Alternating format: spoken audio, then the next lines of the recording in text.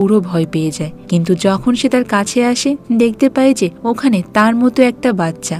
আর এই বাচ্চারা তো সুন্দর মাসুম চেহারা দেখে মার্ক তার নিজের হেডফোনটাই তাকে দিয়ে দেয়। প্রথমে ওই বাচ্চাটা তো হেডফোনটা দেখে অনেক ভয় পাচ্ছিল, কিন্তু এরপর যখন সে গান শুনতে পায় তার মুখে একটা অদ্ভুত হাসি ফুটে ওঠে। তারা দুইজন খুব দ্রুত অনেক ভালো বন্ধু হয়ে যায়। আর এই ছেলেটার নাম হলো মিকি। মিকির ব্যবহারও খুব ভালো ছিল।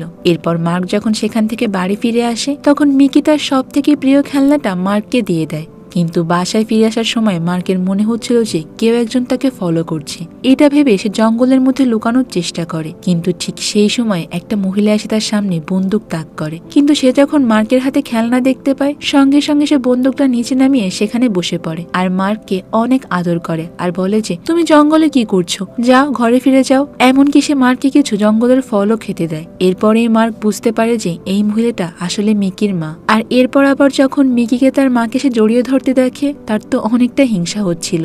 এরপর সে বাসায় ফিরে আসে। তবে বাসায় ফিরে আসার পর সে মিকির কাছ থেকে যে খেলনাটা পেয়েছিল ওটা আগে লুকিয়ে ফেলে। কিন্তু সে যে কাজ করতে বাইরে গিয়েছিল মানে পানি ভরতে, সেটাই মার্ক ভুলে যায়। এই কারণে তার বাবা তো তাকে অনেক বকে। ঠিক তখনই মার্ক তার বাবাকে গিয়ে জড়িয়ে ধরে, কিন্তু তার বাবা তাকে দূরে সরিয়ে দেয়। আর বাবার কাছ থেকে এরকম ব্যবহার পেয়ে তো মার্ক অনেক কষ্ট পায়। এরপর এভাবে বেশ কয়েকদিন মার্ক মিকির মায়ের সঙ্গে দেখা করে। আসলে মিকির মায়ের সঙ্গে দেখা করলে তার কাছ থেকে আদর খেলে মার্কের নিজের মায়ের কথা অনেক মনে পড়ে।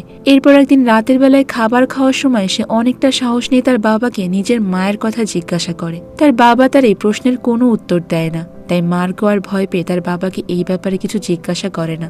খাওয়া শেষ হয়ে যাবার পর ওই দিন রাতের বেলায় মার্কের বাবা হঠাৎ করে বাইরে চলে যায়। তখন মার্ক দরজার বাইরে দাঁড়িয়ে লুকিয়ে লুকিয়ে দেখে যে তার বাবা বাইরে গিয়ে একটা ভিডিও দেখছে। পরের দিন সকালবেলা তার বাবা প্রতিদিনের মতোই শিকারের জন্য বেরিয়ে পড়ে, কিন্তু ঠিক তখনই সে জঙ্গলের মধ্যে থেকে গুলির আওয়াজ পাচ্ছিল। তার মনে হচ্ছিল যে নিশ্চয়ই কোনো একটা সমস্যা হয়েছে। তাই সে দ্রুত তার ছেলেকে জঙ্গলের মধ্যে লুকিয়ে পড়তে বলে আর নিজে বন্দুক নিয়ে সামনের দিকে এগিয়ে যায় কি হচ্ছে সেটা দেখার জন্য। মার্ক তো লুকানোর জন্য একটু সামনের দিকে এগিয়ে যায়। তবে সেখানে যাওয়ার পর সে দেখতে পায় দূরে মিকির মা আহত অবস্থায় পড়ে আছে। আর একটু পর সে দেখতে পায় তার বাবা বন্দুক নিয়ে এসে মিকির মাকে গুলি করে সেখানেই মেরে ফেলে। এটা দেখে তো মার্ক অনেক ভয় পেয়ে যায়। সে কখনো কল্পনাই করতে পারেনি যে তার বাবা এতটা ক্রুয়েল হতে পারে। সে দ্রুত ওখান থেকে ঘরে ফিরে আসে আর বিছানায় শুয়ে ঘুমিয়ে যাওয়ার নাটক করতে থাকে। এরপর তার বাবা ঘরে ফিরে আসে, কিন্তু সে তো অনেক রাগান্বিত ছিল এবং বারবার চিৎকার করে বলছিল যে সে ফিরে এসেছে। তবে মার্ক তার বাবার সামনে কানে হেডফোন লাগিয়ে এমন একটা ভাব করছিল যে সে কিছুই জানে না। কিন্তু তার মনের মধ্যে তো অনেক কৌতূহল বেড়েই যাচ্ছিল যে তার বাবা এমনটা কেন করছে। এরপর তার বাবা যখন ঘুমিয়ে পড়ে সে লুকিয়ে তার বাবার ভিডিও ক্যামেরাটা সেখান থেকে নিয়ে নেয়। ওই ক্যামেরায় তাদের পরিবারের কিছু ক্লিপ ছিল। ওই সময় মার্কের জন্ম হয়েছিল না, তার একটা বড় বোনও ছিল। কিন্তু এর পরের ভিডিও ওপেন করতেই মার্ক তার মাকে অনেক বেশি ভয় পাওয়া অবস্থায় দেখতে পায়। সে মার্ককে বলছিল যে বাবা আমি তোমাকে অনেক ভালোবাসি। ঠিক তখনই ভিডিওর মধ্য থেকে তার বাবা সেই রাগান্বিত কণ্ঠ শোনা যায় আর এরপরে ভিডিওটা সেখানে অফ হয়ে যায়। মার্ক সন্দেহ করছিল যে তার বাবাই হয়তো তার মাকে মেরে ফেলেছে। মার্ক এটা চিন্তা করে অনেক বেশি ভয় পাচ্ছিল। তাই ওই দিন রাতের বেলায় তার বাবা যখন ঘুমিয়ে পড়ে সে তার বাবার হাত পা বেঁধে ব্যাগ নিয়ে ওখান থেকে বেরিয়ে পড়ে। এরপর সে দৌড়ে তার বন্ধু মিকির কাছে চলে আসে আর তাকেও জঙ্গল থেকে নিয়ে পালিয়ে যাওয়ার কথা বলে। কিন্তু মিকি তার মায়ের জন্য অপেক্ষা করতে চাইছিল। আসলে মিকি এখনো জানেই না যে তার মার বেঁচে নেই। এটা দেখে তো মার্কের তার নিজের বন্ধুর জন্য অনেক খারাপ লাগছিল। তাই সে মিকিকে অনেক কষ্ট হলো এবার সত্যটা বলে দেয়। মার্ক ভেবেছিল যে এটা শোনার পর হয়তোবা মিকি তার উপর অনেক রাগ করবে, এমনকি তার সঙ্গে কথা পর্যন্ত বলবে না। কিন্তু মিকি রাগ না করে উল্টো তাকে কষ্ট পেতে দেখে জড়িয়ে ধরে আর এরপর তারা দুইজন মিলে জঙ্গল থেকে বেরিয়ে আসার চেষ্টা করে। কিন্তু হঠাৎ করে মার্ক সেখানে দাঁড়িয়ে পড়ে। আসলে ছোটবেলা থেকে মার্ক তার বাবার সঙ্গে জঙ্গলেই থেকে এসেছে, তাই কোনো বিপদ আপদ বা জন্তু জানোয়ারের উপস্থিতি মার্ক আগে থেকেই বুঝতে পারে। এরপর তারা দুইজন সেখান থেকে একটা ঝোপের নিচে গিয়ে লুকিয়ে পড়ে আর একটা ভয়ঙ্কর জম্বির হাত থেকে বেঁচে যায়। আসলে ওখানে ততক্ষণে জম্বিরা চলে এসেছিল, এই কারণে মার্ক এতটা ভয় পেয়ে গিয়েছে। জম্বিটা চলে যাওয়ার পর তারা ওখান থেকে দৌড়ে রাস্তায় চলে আসে আর সেখানে একটা ভাঙা গাড়ি দেখতে পায় আর তারা ওটার মধ্যে গিয়ে লুকিয়ে পড়ে। তবে কিছুক্ষণ পরেই দেখা যায় যে একটা বড় জম্বির দল এসে ওই পুরো গাড়িটাকে ঘিরে ফেলেছে আর তারা বারবার গাড়ির কাঁচগুলোকে ভাঙার চেষ্টা করছে। তারা দুইজনে তো সেখানে ভয়ে পুরো কাঁপছিল। কিন্তু হঠাৎ করে তারা সেখানে গুলির আওয়াজ শুনতে পায় আর এক এক করে সব জম্বিরাই মারা যাচ্ছিল। এরপর গাড়ির দরজা খুলতেই মার্ক আর মিকি সেখানে তার বাবাকে দেখতে পায়। আসলে সকালে ঘুম থেকে উঠেই মার্কের বাবা দেখতে পায় যে তার হাত পা বাঁধা, আর অনেক কষ্টে সেগুলোকে ছাড়িয়ে সে বন্দুকটা নিয়ে তার ছেলেকে খুঁজতে বেরিয়ে পড়ে। গাড়ির দরজা খুলে মার্কের বাবা তাকে কোলে তুলে নেয়, আর ছেলের কোনো ক্ষতি হয়নি দেখে সে একটু হাঁফ ছেড়ে বাঁচে। তখন একটু দূর থেকে আবার জম্বিদের চিল্লানোর আওয়াজ শোনা যায়, তাই মার্কের বাবা আর দেরি না করে মার্ককে ওখান থেকে জোর করে নিয়ে চলে যেতে লাগে। কিন্তু মার্ক তো একা সেখান থেকে যেতেই চাচ্ছিল না, সে বারবার মিকিকেও সঙ্গে করে নিয়ে যেতে চাচ্ছিল, কিন্তু তার বাবা এটা কোনোভাবেই চাচ্ছিল না। তাই জীবনে প্রথমবার সে তার বাবার উপর চিৎকার দিয়ে উঠে হাত ছাড়িয়ে নেয়। তার বাবা তো বিশ্বাসই করতে পারছিল না যে মার্ক তার উপর চিল্লাচ্ছে। ঠিক তখনই আবার মার্কের বাবা বুঝতে পারে যে জম্বির দলরা এখানে চলে আসছে, তাই প্রথমে সে তার ছেলেকে একটা গাছের পেছনে লুকিয়ে রাখে আর নিজে বন্দুক নিয়ে চলে যায় জম্বিদেরকে মারার জন্য। মার্ক তখন গাছের ফাঁকা দিয়ে দেখতে পায় যে তার বাবা অনেক সাহসের সঙ্গে প্রত্যেকটা জম্বিকে এক এক করে গুলি করে মারছিল, আর আস্তে আস্তে মিকিকে বাঁচানোর জন্য ওই গাড়ির দিকে যাচ্ছিল। মার্ক তখন চিন্তা করে যে সে তার বাবাকে যতটা খারাপ মনে করেছিল বা নিষ্ঠুর মনে করেছিল, তার বাবা হয়তো বা অতটাও নিষ্ঠুর নয়। কিন্তু ঠিক তখনই আবার একটা জম্বি মার্কের দিকে এগিয়ে আসে, আর মার্কের সেখান থেকে পালানোর কোনো উপায়ও ছিল না। তাই সে তার হাতে থাকা ওই ছোট্ট বন্দুকটা দিয়ে সাহস করে এবার ওই জম্বিটার দিকে তাক করে। আর ঠিক তখনই তার বাবা একটা গুলির আওয়াজ শুনতে পায়। গুলির আওয়াজ শুনেই তো তার বাবা অনেক ভয় পাচ্ছিল যে তার ছেলের কিছু হয়ে গেল কিনা, তাই সে দ্রুত তার ছেলের দিকে চলে আসে। কিন্তু হঠাৎ করে আবার একটা জম্বি তার সামনে চলে আসে। মার্কের বাবা তখন ওই জম্বিটাকে মেরে দ্রুত তার ছেলের কাছে আসে, আর দেখতে পায় যে তার ছেলে ভালো আছে, মানে সুরক্ষিত অবস্থায় আছে। ঠিক ওই সময় মার্ক তার বাবার হাতে একটা জখমের চিহ্ন দেখতে পায়। আসলে জম্বিদের থেকে বাঁচার সময় একটা জম্বি মার্কের বাবার হাতে কামড়ে দিয়েছিল। মার্কের বাবা খুব ভালো করে বুঝতে পারছিল যে ফলাফল কি হতে পারে, তাই সে তার ছেলের সঙ্গে আর সামনে এগোতে চাচ্ছিল না। সে আস্তে আস্তে ওখান থেকে চলে আসে আর একটা গাছের কাছে এসে বসে পড়ে। সে তার পুরো শরীরে অদ্ভুত কিছু পরিবর্তন লক্ষ্য করে। আসলে তার অনেক ভয় হচ্ছিল যে সেও খুব দ্রুত জম্বিতে পরিণত হয়ে যাবে, কারণ ওই দিন সে মিকির মায়ের হাতে জখমের চিহ্ন দেখিয়ে তাকে গুলি করে মেরে ফেলেছিল, আর না হলে একটু পরই মিকির মা জম্বি হয়ে তাদেরই ক্ষতি করত, এমনকি তার ছেলেকেও ছাড়তো না। এরপর মার্ক তার বাবার সামনে গিয়ে তার মায়ের ছবিটা বের করে আর জিজ্ঞাসা করে যে তুমি কি আমার মাকে এভাবে মেরে ফেলেছো বাবা? তার বাবা তখন বলে যে না, তোমার মা অনেক ভালো মানুষ ছিল, আর আমি তোমার মাকে অনেক বেশি ভালোবাসতাম। মার্ক তখন বুঝতে পারে যে আসলেই তার বাবার মনে অনেক বেশি মায়া আছে, কিন্তু সে পরিস্থিতির শিকার হয়ে এরকম নিজেকে কঠোর বানিয়ে ফেলেছে। মার্ক আরো ভাবছিল যে তার মা হয়তোবা এখনো বেঁচে আছে, কিন্তু মার্কের বাবার তো এখন বাঁচার আর কোনো উপায় নেই, কারণ জম্বি তাকে কামড়ে দিয়েছে, আর সঙ্গে সঙ্গে ভাইরাসটাও তার পুরো শরীরে ছড়িয়ে পড়তে শুরু করে। তাই সে দ্রুত তার ছেলেকে তার থেকে পালিয়ে যাওয়ার কথা বলে, কারণ হয়তোবা আর অল্প কিছুক্ষণের মধ্যে সে জম্বিতে পরিণত হয়ে যাবে। আর সত্যি সত্যি দেখা যায় যে একটু পর মার্কের বাবার চোখ ঘোলা হয়ে যেতে শুরু করে, মানে সেও জম্বিতে পরিণত হয়ে যাচ্ছে। এরপর মার্ক ওখান থেকে তার বন্ধু মিকিকে সঙ্গে করে নিয়ে সামনের দিকে এগোতে থাকে, আর ঠিক তখনই তারা পাহাড়ের ওপর থেকে গুলির শব্দ শুনতে পায়। মার্ক বুঝতে পারছিল তার বাবা হয়তো আর বেঁচে নেই, কেউ একজন তার বাবাকে গুলি করে মেরে ফেলেছে। এরপর মার্ক আর মিকি মানে 10 বছরের ছোট্ট দুইটা বাচ্চা ওই জঙ্গলের মধ্যে একা একাই ঘুরতে থাকে, কারণ আর যাই হোক না কেন মার্কের তো তার মাকে খুঁজে বের করতে হবে। এরপর তারা সেখান থেকে হাঁটতে হাঁটতে জঙ্গল থেকে বেরিয়ে লোকালয়ের কাছে চলে আসে। সেখানে একটা রেল লাইনের কাছে তারা একটা মধ্যবয়স্ক লোককে বসে থাকে দেখে।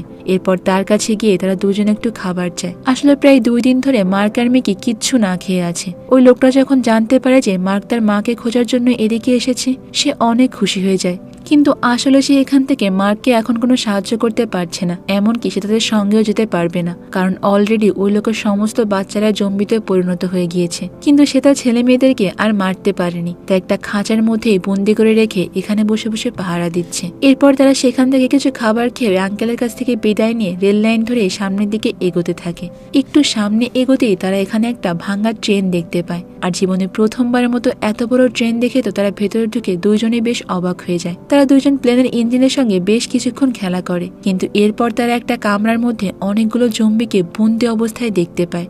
জম্বিদের দেখে তো তারা ভয় পেয়ে সামনের দিকে এগোতে থাকে। ঠিক তখনই সামনে তারা দুজন বন্দুকধারী লোকদেরকে দেখতে পায়। এরপর ওই দুজন লোক মার্ক আর মিকিকে একটা পুরোনো ফ্যাক্টরির মধ্যে নিয়ে আসে। সেখানে তাদের বস মিকি আর মার্ককে দেখে বেশ চিন্তিত হয়ে যায়। ওই লোকের মিকিকে দেখে বেশ মায়া হচ্ছিল। সে মনে করছিল যে মিকি হয়তো বা স্বর্গ থেকে আসা কোনো বাচ্চা, তাই সে মিকিকে সুরক্ষিত অবস্থায় রেখে মার্ককে বলে মেরে ফেলার জন্য। অন্যদিকে তাদের মধ্যে একটা গুন্ডা মার্কের মায়ের ছবি দেখে বেশ চিন্তিত হয়ে পড়ে, আর তখন তাদের বস ওয়াকিটকির মাধ্যমে বাকি সবাইকে জানিয়ে দেয় যে আমরা একটা মাসুম বাচ্চাকে পেয়েছি। মানে এখানে তারা মিকির কথাই বলছিল, হয়তোবা মিকিকে নিয়ে তাদের ভবিষ্যতে কোনো না কোনো প্ল্যান রয়েছে। এদিকে মারকে তো মারার নির্দেশ দিয়েছে, আর যাকে মারকে মেরে ফেলতে বলা হয়েছে মানে যে গুন্ডাটাকে, তার মারকে দেখে খুব মায়া হয়। আর সে চিন্তা করে যে আর একটা সুস্থ সবল বাচ্চা পৃথিবীতে বেঁচে থাকলে আমাদেরই লাভ হবে। তাই সে মার্ককে বলে যে কোনো কথা না বলে চুপচাপ এখান থেকে পালিয়ে যাও। কিন্তু মার্ক তো আসলে অনেক বুঝতার একটা বাচ্চা ছিল, সে মিকিকে না নিয়ে কোনোভাবেই এখান থেকে যাবে না। তাই মার্ক ওখানে লুকিয়ে থেকে অপেক্ষা করছিল বাকি সবাই ঘুমিয়ে যাওয়ার। এরপর সবাই যখন ঘুমিয়ে পড়ে সে লুকিয়ে লুকিয়ে মিকির কাছে চলে যায়, আর মিকিকে নিয়ে অন্ধকারের মধ্যে তারা দুইজন সেখান থেকে পালিয়ে আসে। পরের দিন সকালবেলা উঠে যখন তাদের বস দেখতে পায় যে মিকি আর মার্ক কেউ সেখানে নেই, সে তো প্রচন্ড রকম রেগে যায়, আর তার লোককে এরকম ইরেসপন্সিবল হওয়ার জন্য গুলি করে সেখানেই মেরে ফেলে।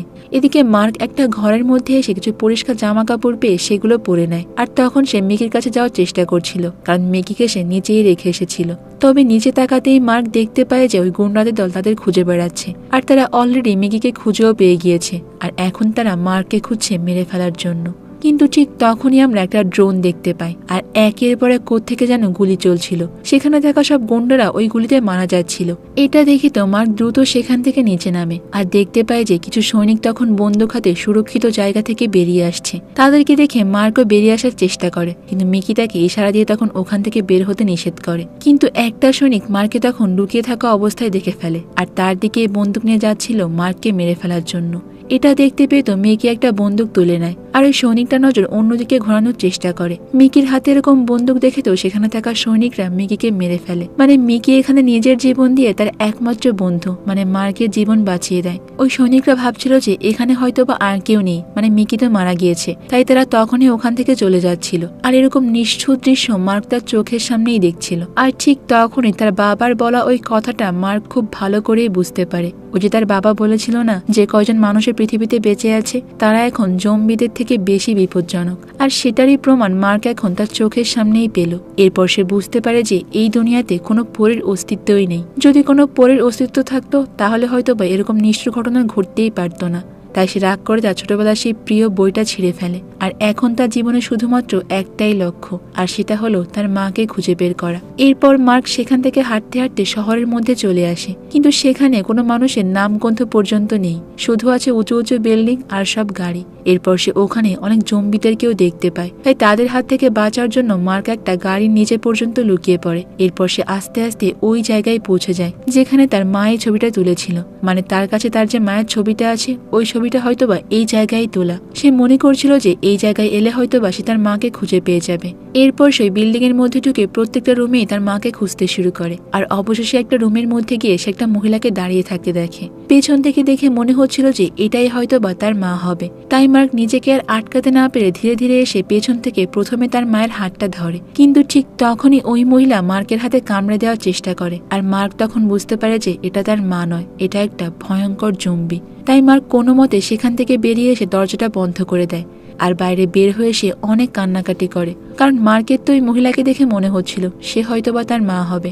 এখন তো তার শেষ আশাটুকুও চলে গেল। মানে সে যে এতদিন ধরে তার মাকে খুঁজে বেড়াচ্ছে, মার্ক বুঝতে পারে যে তার মা হয়তোবা এখন আর বেঁচে নেই, আর বেঁচে থাকলেও হয়তোবা সেও জম্বিতে পরিণত হয়ে গিয়েছে। এই কথা চিন্তা করতে করতে মার্ক তখনই একটা বিল্ডিং থেকে কিছু আওয়াজ শুনতে পায়, আর ওই আওয়াজকে অনুসরণ করে সে একটা বিল্ডিং এর মধ্যে সে দেখতে পায় একটা ভার্চুয়াল ব্যক্তি কিছু মোটিভেশনাল কথা বলছে। কিন্তু তার ওই আওয়াজ শুনে সেখানে কিছু জম্বি দ্রুত আসতে শুরু করে, আর মার্কের কাছে এখন কোনো উপায় না থাকায় সে আগের মতো হেডফোন লাগিয়ে মনে মনে প্রার্থনা করতে শুরু করে। আসলে সে কিছু শুনতেই চাচ্ছিল না যে আশেপাশে কি চলছে বা জম্বিরা চিল্লাচ্ছে কিনা। কিন্তু এরপর মার্ক যখন পেছন দিকে ফেরে সে দেখতে পায় যে তার শরীরে অনেকগুলো লেজার পয়েন্ট। আসলে একটু আগে সে যে গুলির শব্দগুলো পেয়েছিল ওখানে কিছু সরকারি সৈনিকরা এসে জম্বিদেরকে মারছিল, তখন সেখানে একজন মহিলা সৈনিক দেখে মার্কের হাতেও জম্বি কামড়ে দিয়েছে। এরপর মার্ক শেষবারের মতো তার সামনে থাকা মহিলাকে অনেক আদরের সঙ্গে জড়িয়ে ধরে, কারণ মার্ক মনে করছিল যে সেও হয়তোবা এখন জম্বিতে পরিণত হয়ে যাবে। ঠিক তখনই মহিলা সৈনিকটা মার্কের হাতে থাকা ওই এম লেখা চিহ্নটা দেখে ফেলে, আর এটা দেখে সে তার মুখের ওই মাস্কটা সরিয়ে নেয় আর জোরে জোরে চিৎকার করে বলে যে এই বাচ্চার হাতে এম লেখা চিহ্নটা আছে। আর এরপর সে মার্কের সাথে করে নিয়ে একটা সুরক্ষিত জায়গায় চলে যায়। আসলে যাদের হাতে এরকম এম লেখা চিহ্ন থাকবে এদেরকে যদি জম্বিরা কামড়েও দেয় কিচ্ছু করতে পারবে না, মানে এদের শরীরে জম্বিদের কোনো ভাইরাসই ছড়াবে না। আর এই এই কারণে ওই মহিলা মার্কের হাতে এম লেখা চিহ্নটা দেখে সেখানে চিৎকার করে সবাইকে বলছিল যে আমরা এই বাচ্চাটাকে পেয়ে গিয়েছি। মানে পৃথিবীতে মার্কই হলো এখন একমাত্র বাচ্চা, যাকে জম্বিরা কামড়ে দিলেও বা জম্বিরা ছুঁয়ে দিলেও তার কিছুই হবে না। আর এখানেই আমাদের আজকের এই গল্পটা শেষ হয়ে যায়। বন্ধুরা, আজকের গল্পে একটা সুন্দর জিনিস কিন্তু দেখানো হয়েছে, সেটা হলো 10 বছরের একটা বাচ্চার জীবনের স্ট্রাগল। বেঁচে থাকার জন্য বা তার মাকে খুঁজে পাওয়ার জন্য সে কিন্তু একাই জম্বিদের সঙ্গে লড়াই করছিল। এরকম মনের জোর 10 বছরের একটা বাচ্চার মধ্যে দেখাই যায় না। তো আজকের গল্পটা তোমাদের কাছে কেমন লেগেছে সেটা কিন্তু আমাকে কমেন্ট করে অবশ্যই জানাবে। তো দেখা হবে অন্য কোনো সুন্দর মুভির গল্প নিয়ে ভিন্ন কোনো সময়ে। ততক্ষণ পর্যন্ত তোমরা সবাই অনেক বেশি ভালো থাকবে এবং নিরাপদে থাকবে। আর অবশ্যই তো কুহলিকার সঙ্গেই থাকবে, তাই না? আল্লাহ হাফেজ।